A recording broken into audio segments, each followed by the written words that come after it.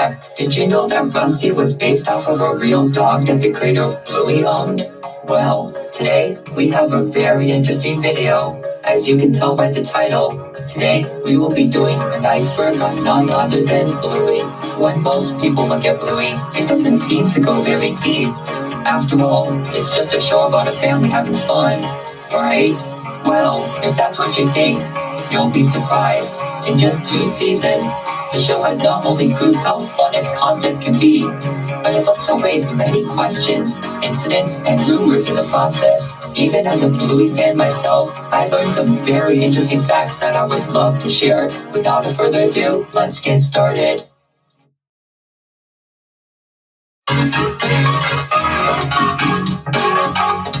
Bluey is a girl. Let's start with the biggest misconception about the show. No, Bluey is not a boy. She's a girl.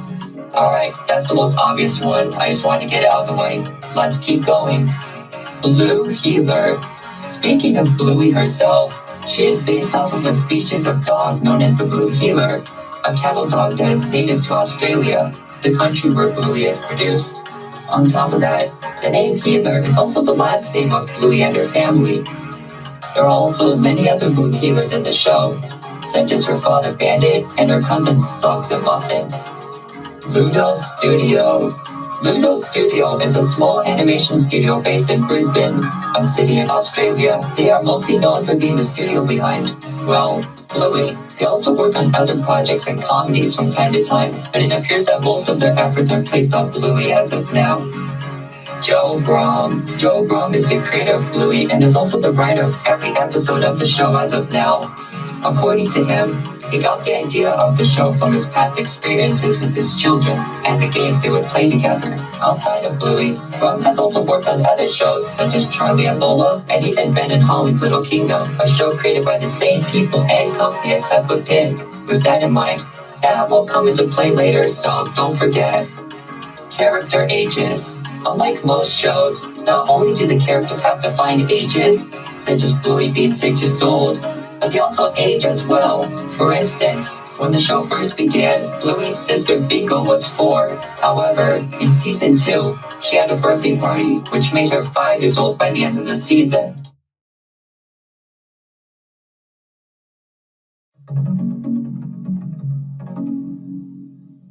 (2016) pilot. In 2016, a short pilot was released to test the concept of the show before it was produced. It was a short animation that involved Bluey, Bingo, and Bandit playing with each other, with Chili making a short appearance. Interestingly, while the animation was made into the season 1 episode The Weekend, it had many differences to the final show. Characters such as Bandit had different character designs. The style of the family's home was completely different, and the intro featured Rusty and Mackenzie, with Bingo barking in the background. The intro also used a part of a song from the band Custard, which Bandit's voice actor, Dave McCormack, was a part of. Bluey the Album. Bluey the Album was an album featuring soundtracks from the backgrounds of some Bluey episodes, such as Pool and Fruit Bat. According to Joe Brum, he had always wanted to release an album to show off how talented the music department is. The music itself was composed by John Bush, the main composer of the show. It was released in January of 2021 and reached the #1 spot on the ARIA's albums chart 1 month later. Bluey's Big Play. Bluey's Big Play was a live show that was originally planned to premiere in 2020. However, due to the you-know-what, most of its showings were postponed. Fortunately, it did play in 2021 to audiences in Australia. The show itself used large puppets who were controlled by performers on stage. According to audiences, the show was a callback to existing episodes, but also had an original story, with Bingo and Bluey helping Chili to get in touch with her distant sister. As of now, the show had not premiered outside of Australia, but Disney Plus is planning to release it on the streaming service. Real locations. One widely accepted fact by Bluey fans is the location of the show, as it has been established that the show takes place in the city of Brisbane, where Ludo Studio is located. On top of that, audiences have also pointed out that many locations in the show are directly based off of real places in Australia. And while you can visit Bluey's house, It is interesting to know that you can visit some of the places in the show. Social media shorts. Outside of the regular episodes, Pluto Studio has also made the occasional short, exclusive to social media platforms. As the name implies, the animations are often around a minute long and usually involve the characters doing more slice of life activities. Examples include Bingo asking Bandit a question, Bluey and Bingo dancing, and Muffin trying to sing a song. Teen Bluey. In the episode Camping, Bluey meets a boy named Jean-Luc and quickly befriends him despite their language barrier. However, Bluey is devastated when she realizes that Jean-Luc has left the campsite and has to come to terms with the fact that she may never see him again. But at the end of the episode, a scene taking place years after the show appears, with Bluey, who is now older, coming back to the campsite and meeting Jean-Luc once again. Some people debated over whether it was an imaginary sequence or if this actually takes place in the future. But either way, most concluded that it was a pretty heartwarming ending regardless. Shadowlands. Shadowlands is a season 1 episode where Bluey and her friends Snickers and Coco play Shadowlands, where they have to move, but can only do so in the shadows. The main conflict came from Coco, who wanted to bend the rules of the game, starting a conflict between her and Bluey. However, Coco learns how fun rules can be in games, and everybody begins to get along. Overall, nothing too notable, but the episode did receive a board game based off of the episode. Holiday specials. At the end of the first season, an episode named Veranda Santa was aired, which involved the Healer family celebrating Christmas. However, contrary to what some believed, this wasn't a standalone thing, as at the end of the second season, an Easter special was announced. However, at the time of writing this, it has yet to air.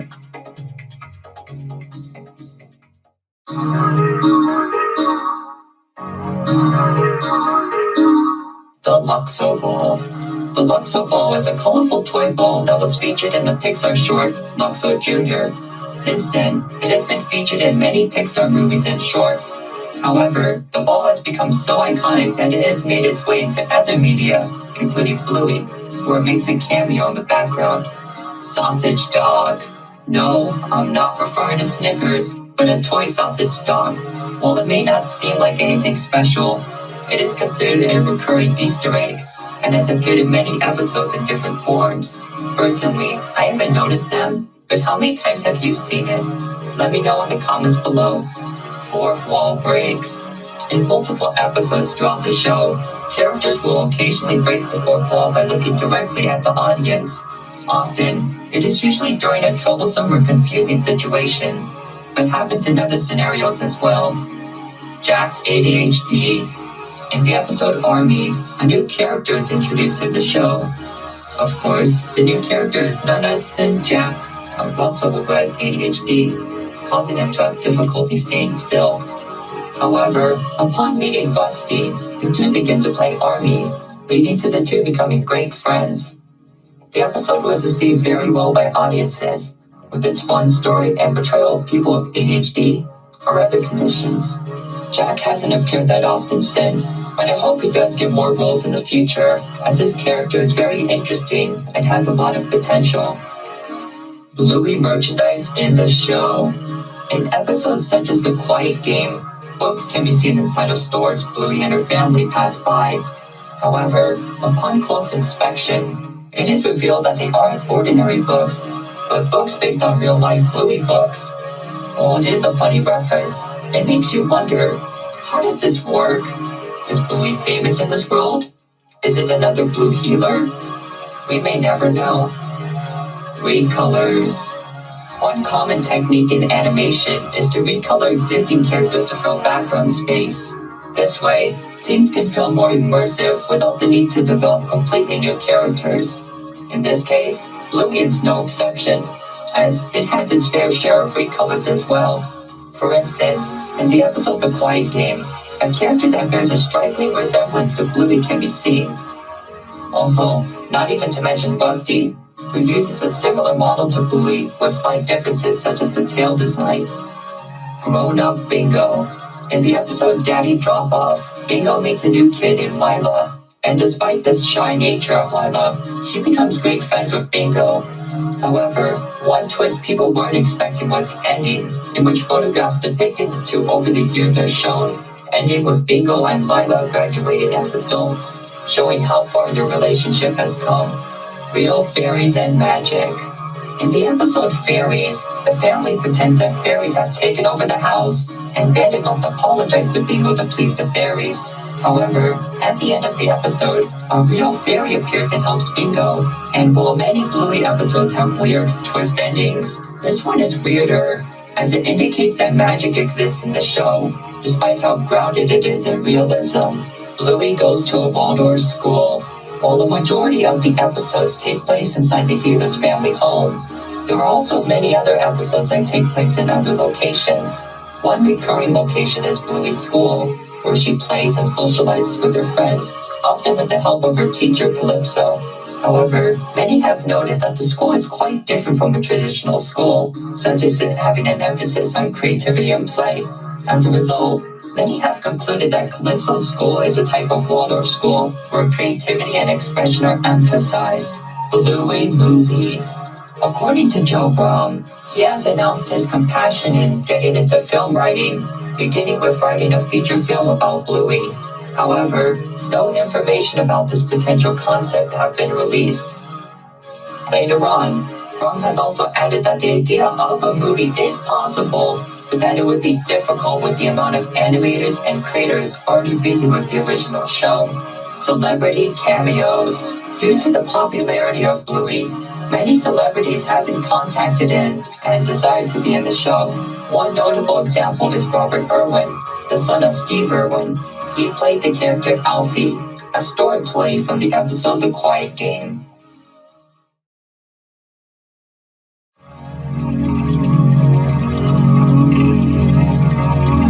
Bluey is based on Peppa Pig. Yep, that's right, the creator said it himself. According to Brum, another inspiration for Bluey came from his experience working on Ben and Holly, where he heard of Peppa. He believed that he could use the concept of talking animals for a show of his own. And from there, said animals became dogs, and those dogs were Blue healers. And well, the rest is history. Rusty's real counterpart. While the Bluey characters are based on real dog species, Rusty himself is special. Not only is he based on a red Kelpie, a type of dog, but he was actually based on a dog that Brum actually owned, who was also named Rusty. Now, I bet the dog wasn't an army fanatic, but it's safe to say that Rusty must have at least taken some inspiration from his real counterpart. Disney censoring. When it comes to worldwide distribution, the primary rights owner is Disney, as they distribute the show through their channels, as well as through their streaming service Disney+. However, it hasn't gone perfectly, as many have complained about the large wait times for episodes that were already released, the censoring of things such as farts, and marketing that attempts to Americanize the Australian show.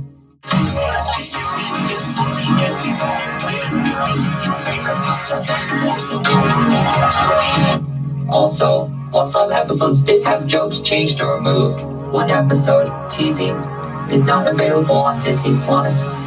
Racial connotations.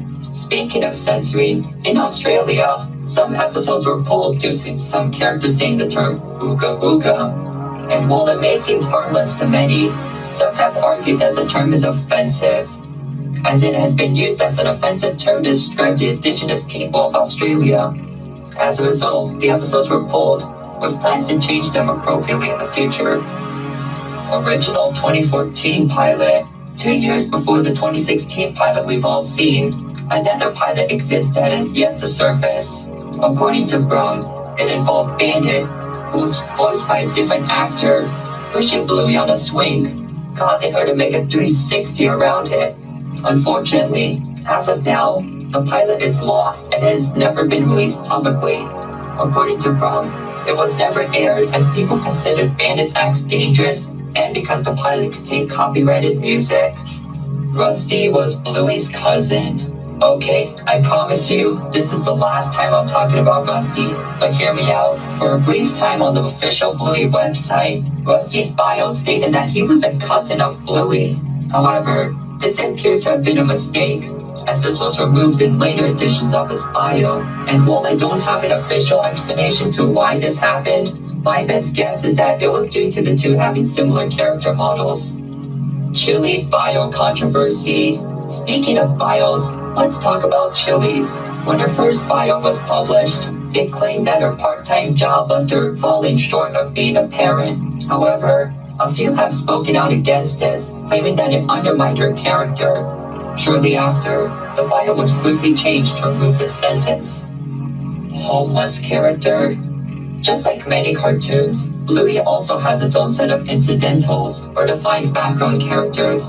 To give you an idea of what an incidental is, think of the chocolate guy or Harold from SpongeBob. However, one interesting character is one that appears to be homeless, as he is often seen hanging out on the streets, carrying his stuff everywhere he goes. Little is known about this character, but the idea of issues such as homelessness existing in Bluey really does open the door for interesting stories.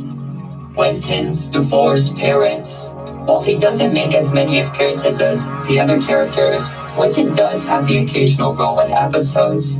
One of these is the episode Helicopter, where Quentin talks about how his father and mother are separated. Besides that, we also see his father often socializing with other women, likely looking for a companion and mother for his son. Gluten-free lunch.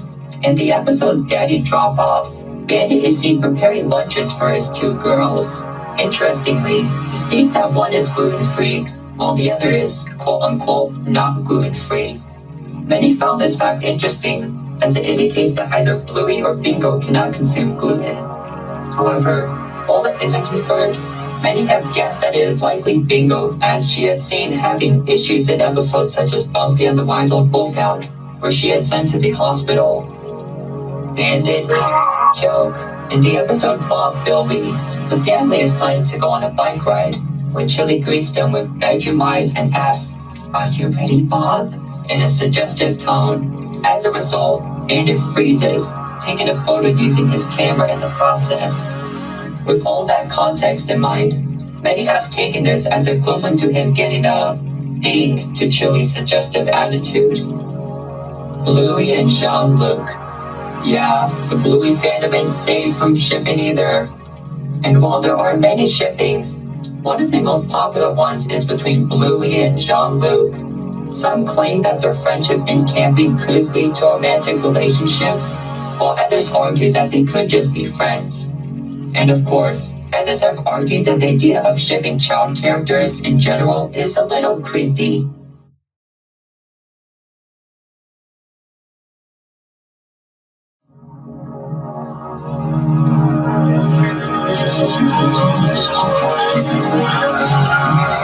Bluey was originally for adults.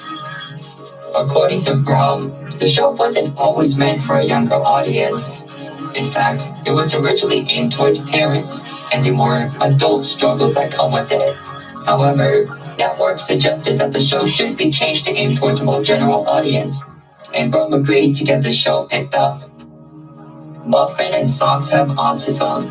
Now, I know this isn't a very popular opinion in the fandom, but bear with me here.